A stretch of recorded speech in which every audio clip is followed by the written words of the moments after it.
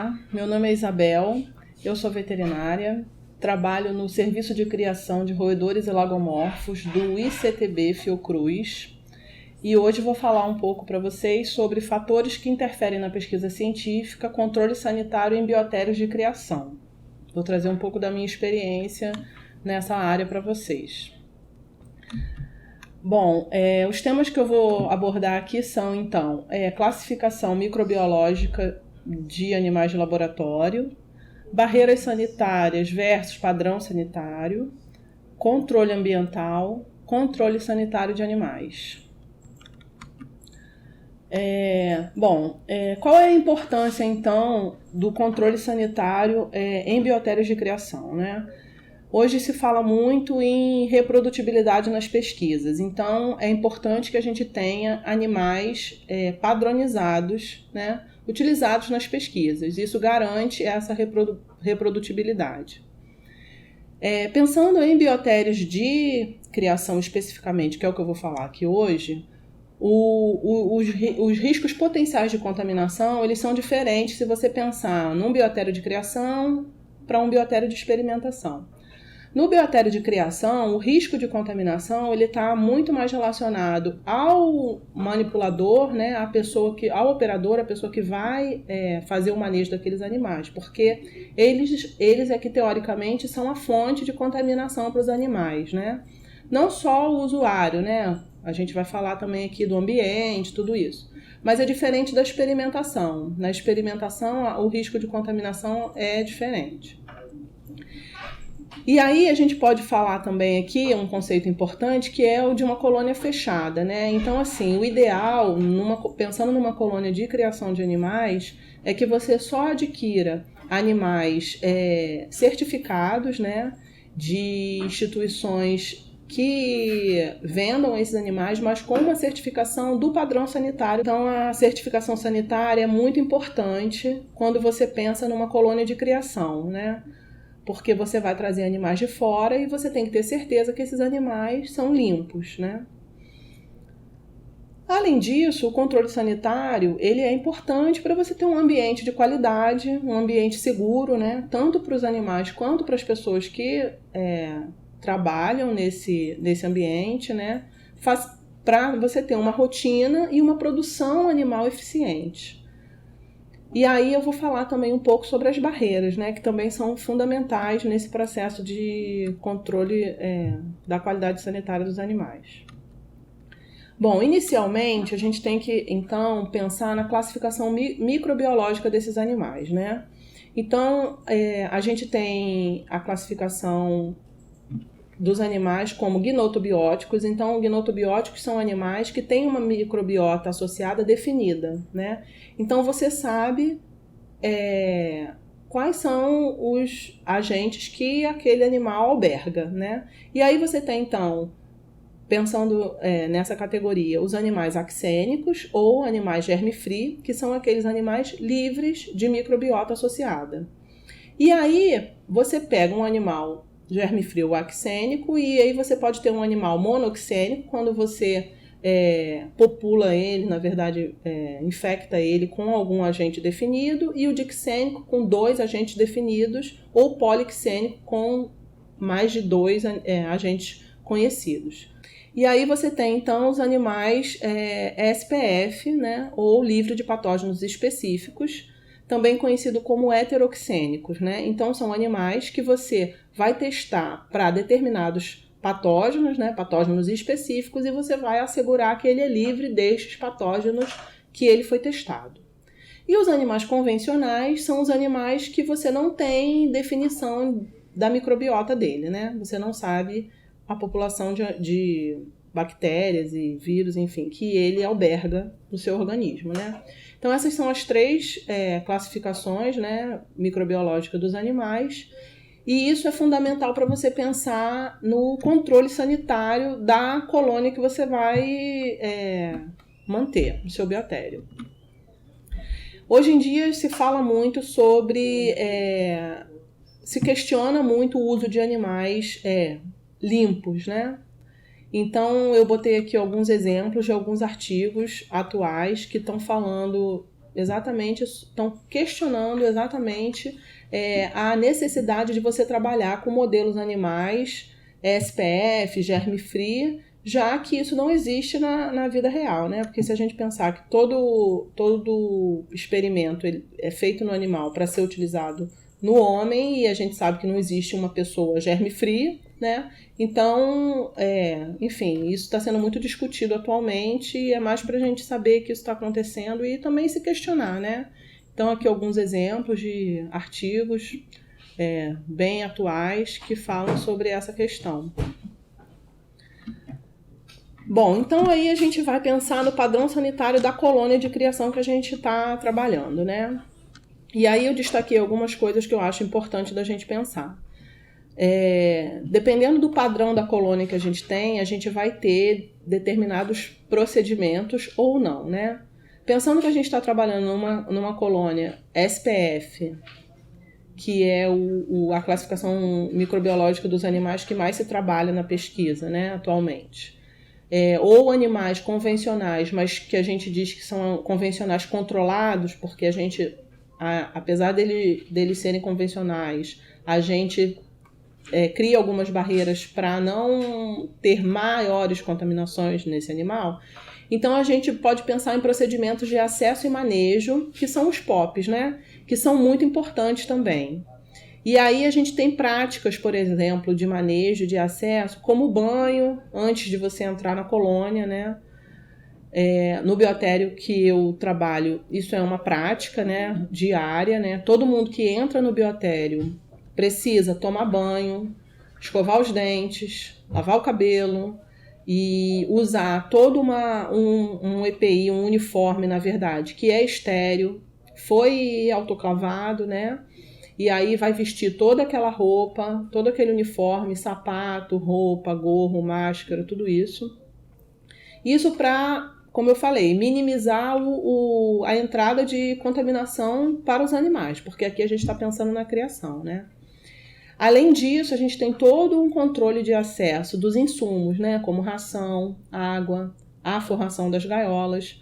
Todos esses insumos, eles são obrigatoriamente autoclavados, né? No caso da ração, a gente também pode usar a ração que é irradiada, mas dependendo do padrão sanitário da colônia, por exemplo, numa colônia de animais germe-free ou axênicos ou, enfim, gnotobióticos, você obrigatoriamente tem que autoclavar a ração, né? Você tem que usar a ração autoclavada. E aí a gente tem que ter atenção ao controle de tudo que vai entrar nessa colônia, tá?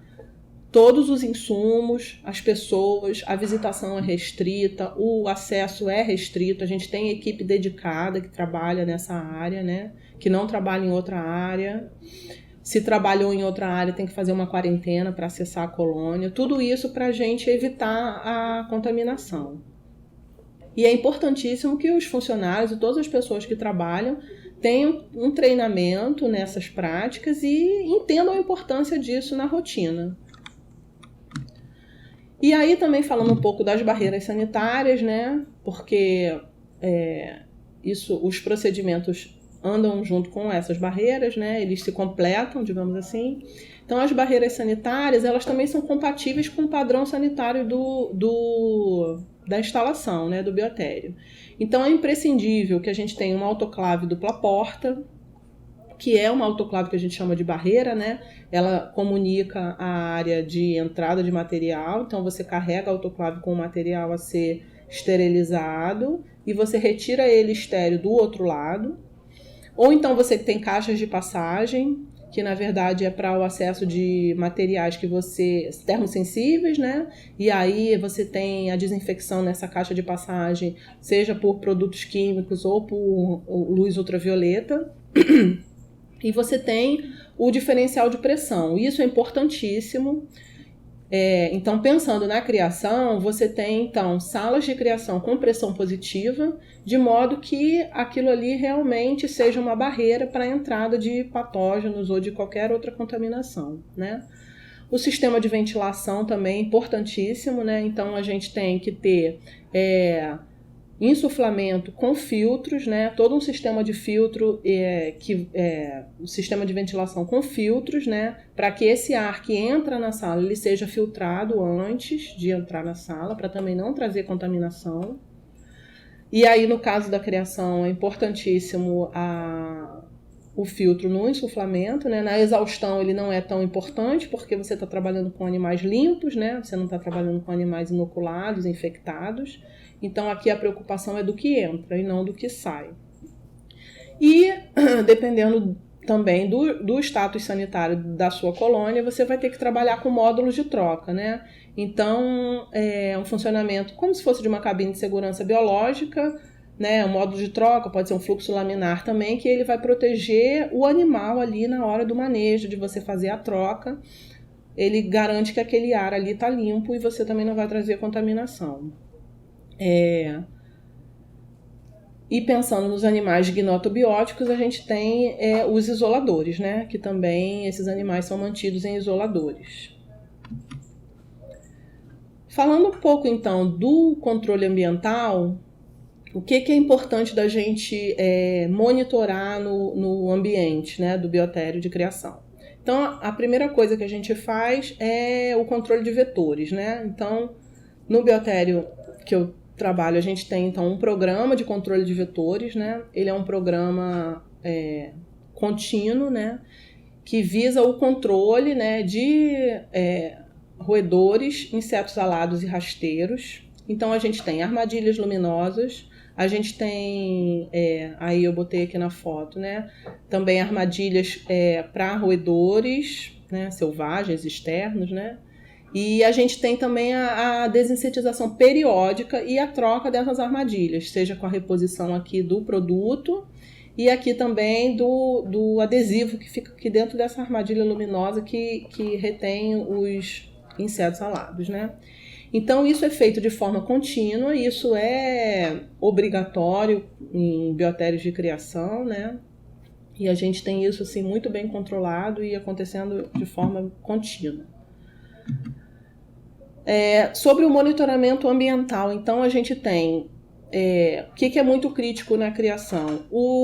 A esterilização de tudo que entra no biotério. Então a gente tem que ter certeza de que tudo que a gente está colocando lá dentro realmente está estéril, está limpo e não está carregando contaminação para os animais, para a sua colônia. Então, para isso é importante que todo o material seja autoclavado, mas que esses ciclos também sejam validados. Então a gente tem como rotina também o uso de indicadores biológicos, né, para assegurar que aquele material foi esterilizado. A gente também usa indicadores químicos, né, em paralelo, alternando, e a gente tem registro de tudo isso. Então, tudo que entra no biotério, ele é autoclavado, o ciclo é registrado, o ciclo está validado e a gente arquiva toda essa documentação para fins de registro e controle de qualidade. O sistema de ventilação também, a gente faz semestralmente a análise do ar que circula no biotério e da água de refrigeração, porque para a gente manter a temperatura, isso é num sistema de refrigeração, né, de água, então essa água de refrigeração a gente também faz uma análise dela e do ar que circula ali semestralmente. Então isso também é avaliado, faz verificação de presença de fungo no ar, de partículas, enfim, tem toda uma regra, né? Isso é feito por uma empresa especializada, claro, e a gente tem esse registro. E toda a desinfecção ambiental também que a gente faz, de piso, de teto, parede, de material zootécnico, isso também é validado. Então, a gente tem um programa de desinfecção ambiental, que a gente tem uma alternância dos produtos químicos que a gente usa, né, para a gente evitar a resistência de algum agente. E a gente faz, então, também, periodicamente, a análise microbiológica desse processo de desinfecção, tá? E aí, falando um pouco, então, do controle sanitário dos animais, a gente tem como referência essa recomendação da FELASA, né, que é de 2014, e fala sobre o monitoramento parasitológico, microbiológico e virológico das colônias, né? Uma recomendação bem extensa, fala de várias espécies, né? e define também qual é a periodicidade desse controle de acordo com o padrão sanitário da sua colônia. E aí, como isso é feito? Através de animais sentinelas. Então, o que são... Eu vou falar no próximo slide melhor, mas então você vai ter que definir linhagens que sejam assim, suscetíveis aos agentes patogênicos mais comuns de acontecerem, né, pensando na colônia que você trabalha, na espécie que você trabalha. E aí você vai colocar esses animais lá, vai manter esses animais e periodicamente vai enviar eles para análise laboratorial, onde vão ser feitos exames de parasitológicos, bacteriologia, sorologia, necrópsia e histopatologia. E aí você vai ver a contaminação desses animais, se ela existe ou não, qual é essa contaminação, para você ver se as suas barreiras sanitárias estão adequadas ou não. E aí aqui explicando como isso é feito lá onde eu trabalho. Então a gente mantém os animais sentinela alojados por 110 dias, né? Pouco mais de 3 meses em cada sala. A gente faz isso trimestralmente, né? Porque conforme a FELAS orienta, em Biotério SPF, isso tem que ser feito a cada 3 meses. Esses animais sentinela, eles são expostos à forração de outras gaiolas, para você justamente desafiar aqueles animais, né? Para você ter ele como um representante do estado sanitário daquela sala toda, né? E aí, como hoje a gente trabalha com racks ventilados, que são unidades microisoladoras que, em teoria, né, estão ali para isolar aquele animal dos outros, você faz essa exposição à forração de outras gaiolas, porque se o teu ambiente ele é controlado e o rack ventilado está ali para isolar aquele animal, ele teoricamente fica protegido, né? Mas a gente quer justamente desafiar ele. Então a gente expõe ele a essa forração de outras gaiolas para a gente ter ele ali como um representante do status sanitário daquela sala toda. E aí a gente faz isso, como eu falei, a cada trimestre, envia para o laboratório faz aquela série de exames, disponibiliza esse resultado. E aí a gente disponibiliza isso também para os pesquisadores, para as pessoas que usam os animais que a gente cria, né? Para eles também saberem qual é a contaminação daqueles animais, se aquela contaminação pode ou não interferir na pesquisa dele, porque uma variedade de pesquisas que são feitas, e aí pode ser que aquele agente para pesquisa específica atrapalhe e aí aquele animal não sirva, né? Mas, enfim, o processo é esse para você justamente saber como que está a contaminação ali daquela sala e as suas barreiras. Dependendo do que aparecer, você vai fazer, lógico, um plano de ação para um tratamento, para erradicação de um parasita, por exemplo, que é indesejado, ou uma bactéria. Era isso que eu tinha para falar para vocês. Obrigada pela atenção. Segue o meu e-mail, estou à disposição, tá? Obrigada.